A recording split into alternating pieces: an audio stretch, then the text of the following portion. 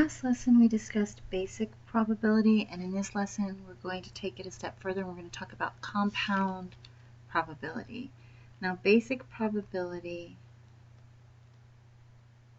was when we had a single event and the probability was equal to the number of wanted outcomes. So the number possible of wanted outcomes divided by the total possible outcomes. Now, when we have probability that's compound probability, we have more than one event. So, for example, if we roll a single die, we roll it once, get a number, and then we roll it a second time and get a second number. This would be a compound event. And we can figure out the probability of doing this if we have the probability of A and B. That's equal to the probability of A times the probability of B. Now that's the basic formula. And then we have two scenarios. We have two different kinds of events. We have independent and dependent. Now, on our dice rolling, we roll a single die 2 times. This is independent. So the outcome of the first does not affect the probability of the second. And you have dependent, where the outcome of the first does affect the probability of the second. So, for example, we had an example in our last lesson where you're pulling marbles out of a bag. Well, if we talk about what is the probability of pulling a green marble out of a bag of marbles, and there's 10 marbles in the bag, we take the green one out. If we don't put the green one back in, when we pull a second marble out, there are no longer 10 marbles, there are 9. So this would be considered dependent. So we'll go through two of those, some examples of both of those situations. Let's start with looking at that die example. Okay, we roll a single die.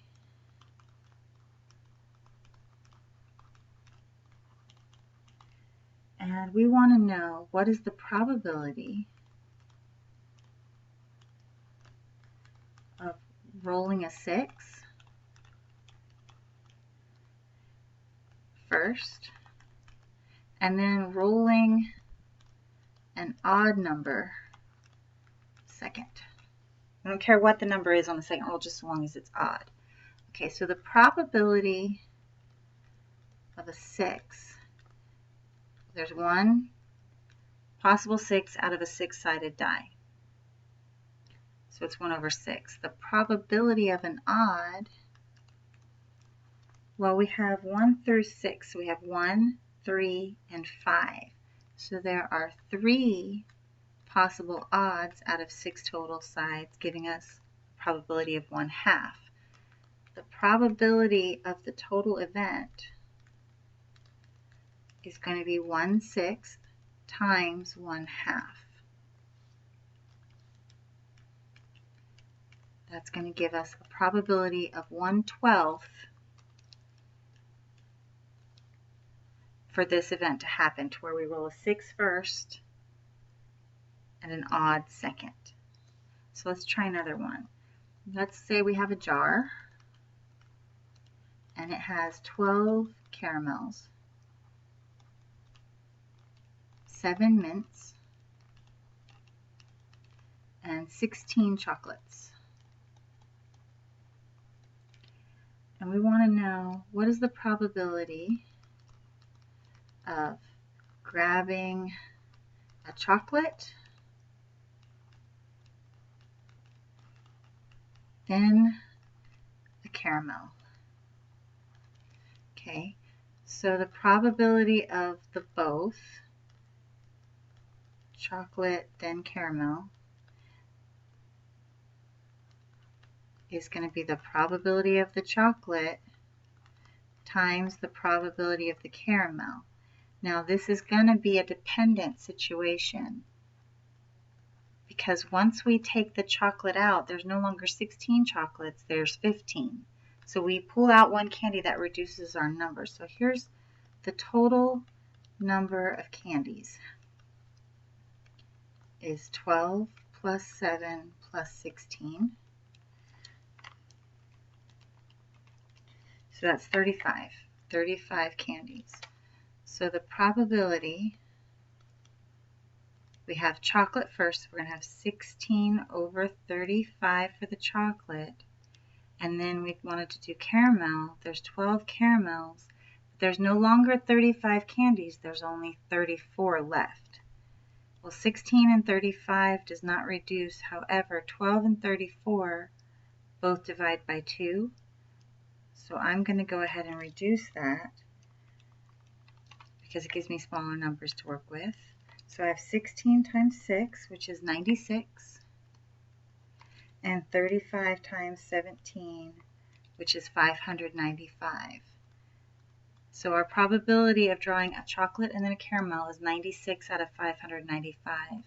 And this is why converting the probabilities to a percent makes them a little bit more comprehensible as to how likely something is to happen. We're going to take that 96 and we're going to divide it by 595.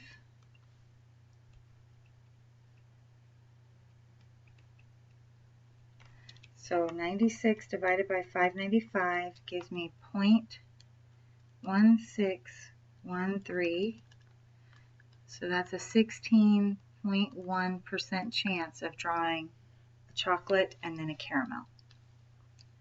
Let's try another one. If we have a deck of cards,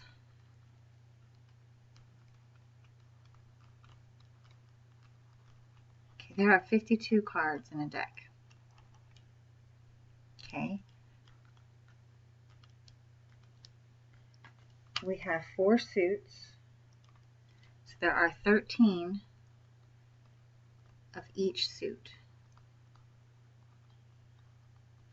So we have clubs, hearts, diamonds, and spades. We want to know what is the probability of drawing a club, then another club. Okay, and this is without putting the card back, so our number of cards is going to reduce.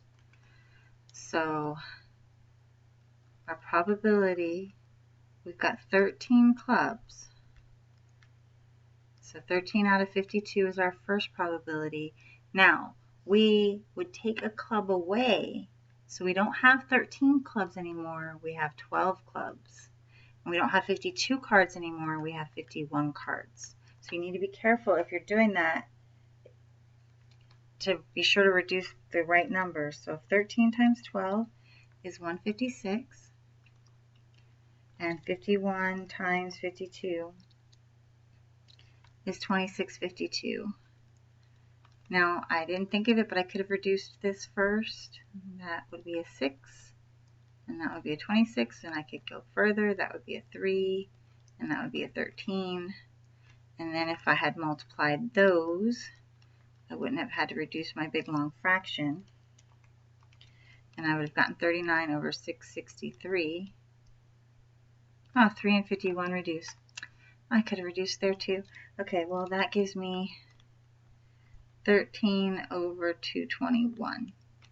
So I have a chance 13 out of 221. If we switch that to a percent, it's going to be 0.0588. So a 5.9% chance of drawing 2 clubs. Let's look at another independent example. Let's say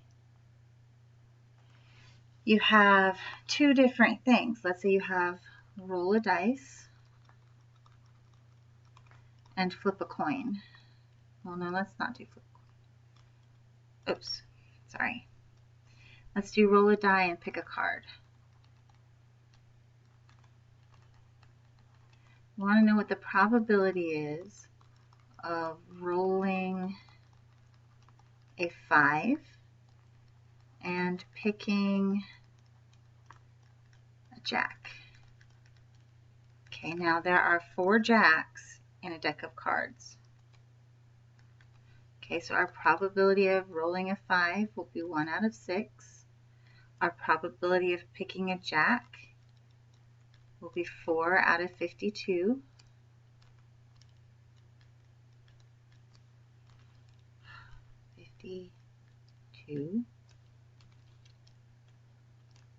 Sorry, my pen is acting up. This will reduce to 2 over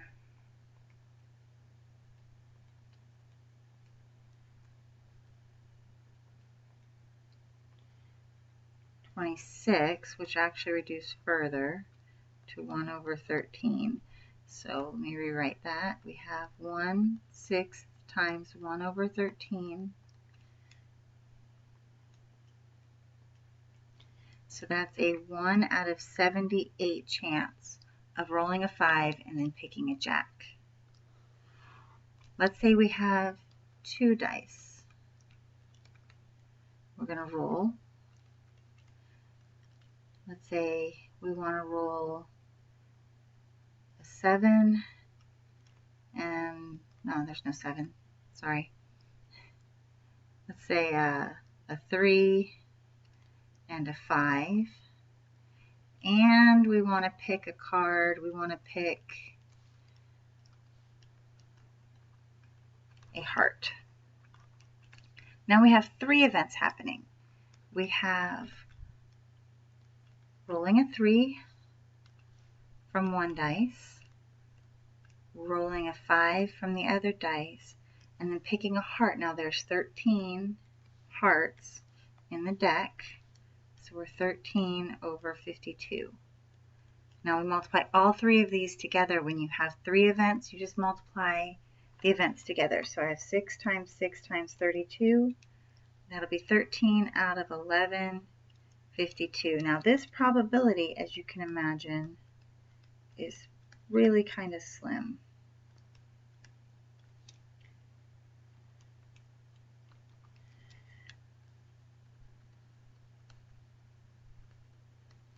So I have a 1.13% chance of rolling a 3, a 5, and then picking a heart.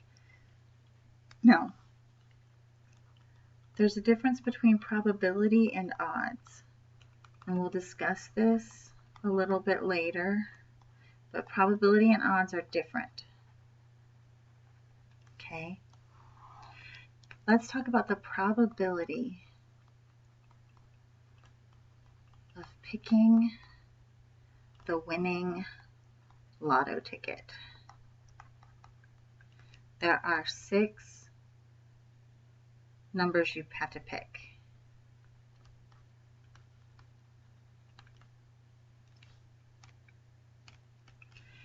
And the numbers go from 1 to 59.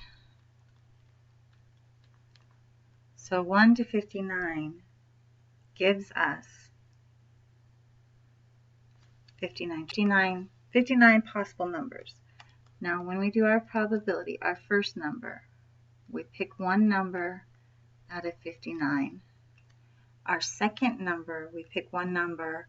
However, there are no longer 59 number choices. We've used one, so there's 58.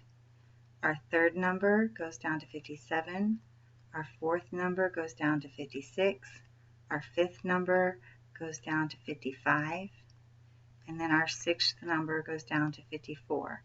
So this is the probability of our first number, second, third, fourth, fifth, and sixth. This is us getting all of the numbers correct.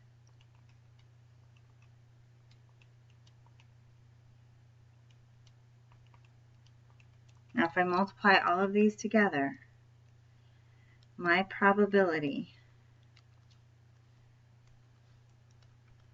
is 1 over, okay, it says 3.2, well, hold on, I'll take out scientific notation. So 1, 2, 3, 4, 5, 6, 7.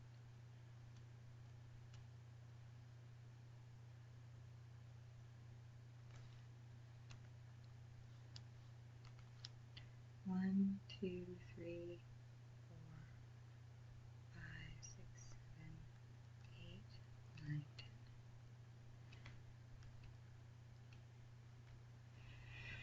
Okay, we have a probability of 1 out of 32,441,381,280.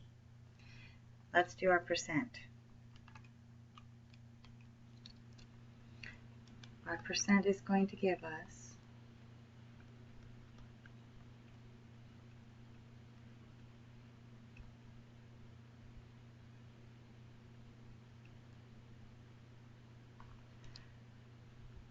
we are going to have a 0.1, 1, 2, 3, 4, 5, 6, 7, 8 zeros % chance of winning. So 1, 2, so that's tenths, hundredths, thousandths, 10 thousandths, 100 thousandths, millionths, 10 millionths, 100 millionths. So we have a 3 billionth of a % chance of, or probability of winning the lottery. Now this is not our odds, this is just the probability of this happening.